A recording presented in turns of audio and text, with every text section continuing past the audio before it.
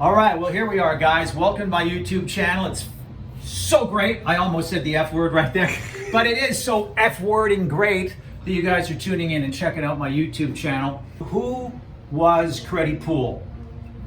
They were on the verge of becoming the next big thing. Part of the big four from Seattle, the Pearl Jam, the Nirvana, the Soundgarden, the Alice in Chains. But with every great success story, there's always a tragedy. And the tragedy here is in Creddy Pool. The band that could have been the next big thing, but didn't. Their life was cut out way too short. So here we are, we're in the basement, in the bowels of this rehearsal space. So what I'm doing here is I'm interviewing a couple of guys who were instrumental of the Seattle scene. These are guys who had a lot of firsthand experience. Gabe Mantle, who's in the house, who played with bands like Gob and Death Sentence and Brand New Unit. And he also has firsthand experience personally seeing the tragedy and what became of these bands. So I'm really looking forward to starting this interview with these guys. All right, so let's roll, James. And rolling. All right, so here we are.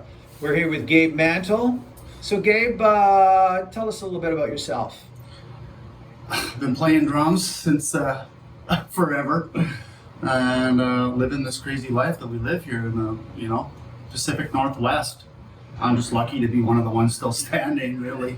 Straight up, it's like half the people I know from those old days are, passed away. And so, I don't know, yeah, it's been a crazy ride.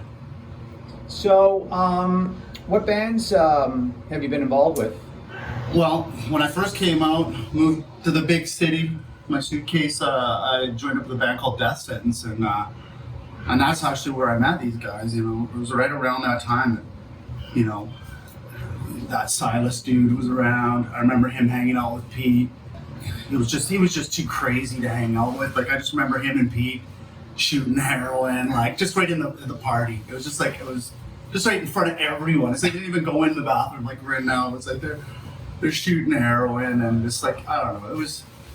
It was freaky for me because I'm like a small town kid, coming to town. And that's some of my first memories of those fucking lunatics, man. So I don't know. Now I've been playing in another band called Gob, and so I'm still rocking, still playing music. What about Brand New Unit? You were playing with them for a while? Brand New Unit. We actually just started up again, and we're writing a record. Jinx and I are on a record, and Gary, and we're gonna put on another record. It's coming soon-ish, hopefully. Now, did you guys ever play any of the bands you played in? Did you ever do a double bill or play with Creddy Pool at all? Yeah, we did. When I was in Kiss Kiss and Bang, back in the early days, tight jean days. This was before the grunge, and really kind of just before the Seattle thing really started taking off, and Andrew Wood, kind of more like in the Andrew Wood days, like when he's in that Malfunction band, and so we got to play with them. We would go down to Seattle. I remember we played with a band called Willard down there, and it was with and Creddy was on the gig, and also Malfunction with Andrew Wood's band. Before Mother Love Bone, and yeah, we had a crazy time there. We all ended up going back to the Malfunction house. They had like a kind of plaza place down there, and again, things got out of hand. I mean, a lot of times, again, like Silas would be just like, searching out the drug dealer in the town, because that becomes your whole mission when you're an addict, right?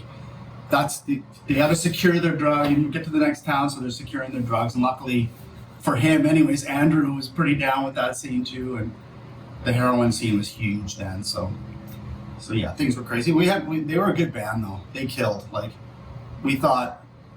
everyone thought like they were going to be the next band, right? Like you see them starting to come up, and we all thought that they were going to be the next big band, but it just their shit fell apart. I mean, that Silas dude's insane. So how are you going to keep that going? I don't know.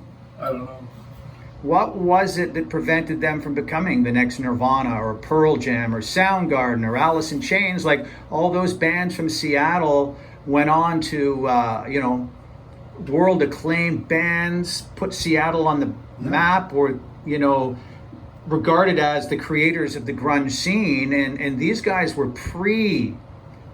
So what do you think stopped them from ending up like one of those other bands? Honestly, I think it's that Silas dude lived on another planet.